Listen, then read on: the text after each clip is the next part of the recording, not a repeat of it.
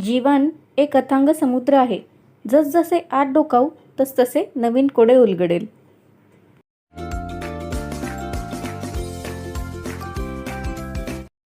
नमस्कार मंडळी, मी भाग्यश्री तुमच्या सर्वांचं स्वागत करते आपल्या चॅनलमध्ये. तर याआधी आपण अलिबाग पार्ट 1चा व्हिडिओ अपलोड केला होता. आज मी तुम्हाला अलिबाग पार्ट 2मध्ये दाखवणार आहे आम्ही त्यानंतर काय काय धमाल केली ते. आय होप तुम्हा सर्वांना ती बघायला आवडणारच आहे.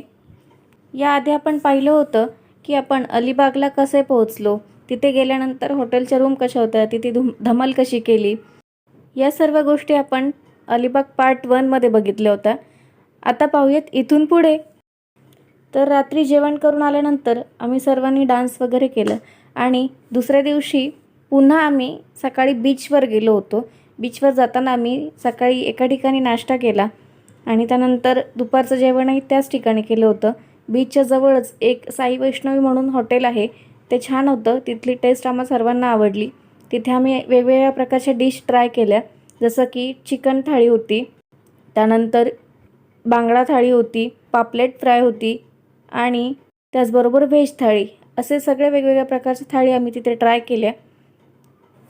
जेवण केल्यावर आम्ही परत बीचवर गेलो. तिथे आम्हाला काहीतरी ॲडव्हेंचरस करायचं होतं, म्हणून आम्ही बनाना राईड ट्राय करायचं ठरवलं. त्यासाठी मम्मी, कल्पमावशी, मी, लाजरी, प्रसाद आणि आमचे हे म्हणजेच मावशी पप्पा, आम्ही 6 जणं जॅकेट घालून बनाना राईडसाठी चाललो होतो. तिकडे गेल्यानंतर व्हिडिओ काढणं पॉसिबल नव्हतं, त्यामुळे राईडचा व्हिडिओ काढता आला नाही. पण आम्ही जाताना सगळे एक्सायटेड पण होतो आणि थोडं नर्वस पण होतो.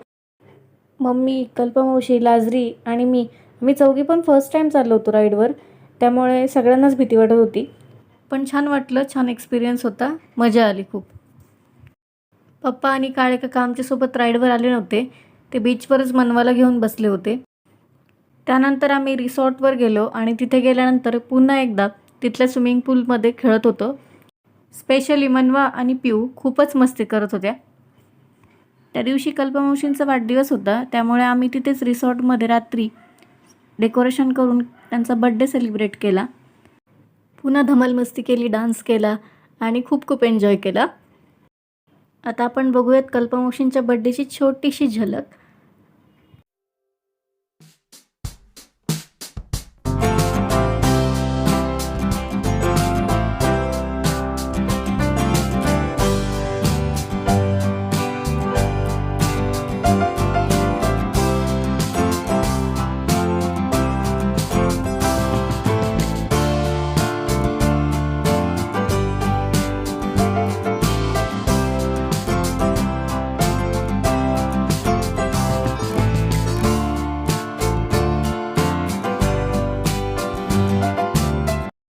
आणि दुसऱ्या दिवशी आम्ही निघालो आमच्या परतीच्या प्रवासाला, म्हणजेच आमचा जो स्टे होता तो संपला होता आणि आम्ही पुन्हा घरी चाललो होतो. तर आम्ही वरद वैष्णवी या हॉटेलमध्ये नाश्ता करण्यासाठी थांबलेलो सकाळी. अतिशय सुंदर हॉटेल आहे. इकडे आम्ही आपलं नागाव या बीचजवळच्या स्टॉपवर थांबलो होतो रिक्षासाठी आणि त्यानंतर आमचा पुढचा प्रवास जो होणार होता तो पुन्हा बोटीतून होणार होता.